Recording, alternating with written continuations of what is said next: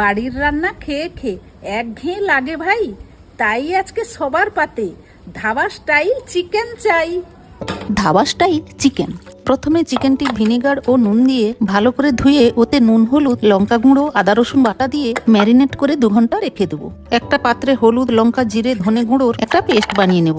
তারপর পেঁয়াজ, ধনেপাতা, কাঁচা লঙ্কার পেস্ট এবং টমেটো পেস্টটা করে নেব। কড়াইতে তেলে চিকেনটা 5 মিনিট ভেজে তুলে নিয়ে ওই তেলে তেজপাতা এবং গরম মশলা ফোড়ন দিয়ে আদা রসুন বাটা দিয়ে পেঁয়াজ, ধনেপাতা, কাঁচা লঙ্কার পেস্টটা দিয়ে কষে ওই গুঁড়ো মশলার পেস্টটা দিয়ে টমেটো পেস্ট ও নুন দিয়ে চিকেনটা দিয়ে টক দই দিয়ে ঢাকা মেরে ভালো করে কষিয়ে কম করে জল দিয়ে 10 মিনিট ফুটিয়ে ওপর থেকে গরম মশলা গুঁড়ো, ধনেপাতা কুচি এবং কাসুরি মেথি ছড়িয়ে দিলেই রেডি ধাবা স্টাইল চিকেন।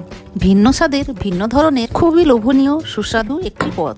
ভাত, রুটি, পরোটা ও নানের সাথে খেয়ে জমে যাক রবিবারের দুপুরে আপনজনের সাথে। দারুণ।